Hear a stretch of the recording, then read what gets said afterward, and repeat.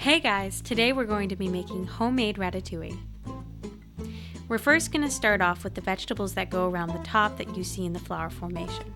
I started off with eggplants, cutting it about 1 millimeter across. You're going to do this with all the vegetables and the one fruit that come along. After you've chopped this up, put it in a bowl and place it to the side.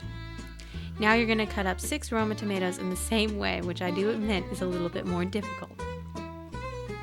Now we're going to chop up some yellow squash, which is definitely less difficult than the tomatoes that are always trying to get away from you. And again, 1 millimeter for each vegetable. Now we're moving on to the zucchini, which is my favorite because it is the quickest to cut and it's the easiest as well.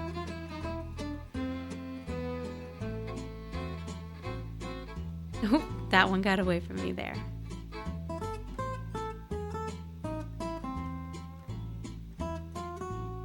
Now we're going to move on to the components of the sauce. You're going to want to cut up 2 bell peppers. I used a red bell pepper and a yellow bell pepper, but it doesn't make much of a difference. I cut it into thirds like this, separating it. It is the easiest way to chop up these bell peppers I've found. Though I would recommend starting from the inside, which I forgot to do here. We're going to mince it into relatively small chunks, like I'm doing right here. Now we're going to cut up 4 cloves of garlic. You're going to want to mince these to have them be rather small,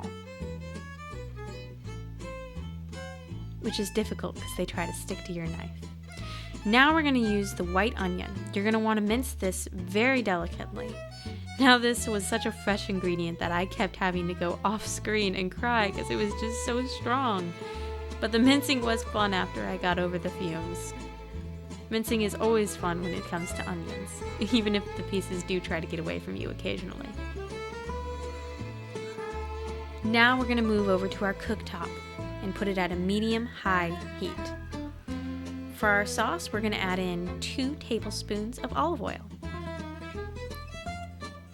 Then we're going to start sauteing the garlic in that. And after that's gotten started, we're going to put in our mixture of onions and bell peppers.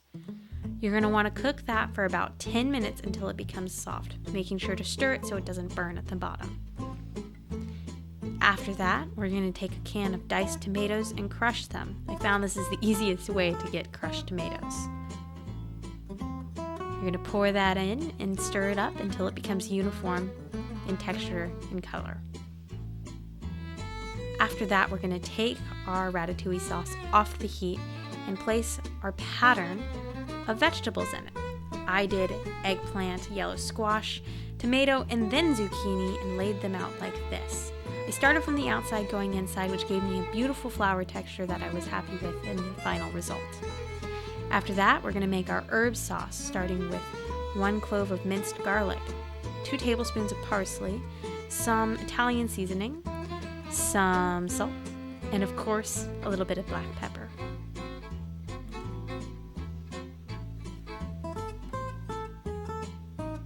Now we're going to add 4 tablespoons of olive oil, which creates the glaze effect. After that, you're going to want to paint it on top of the ratatouille, which I don't see shown here.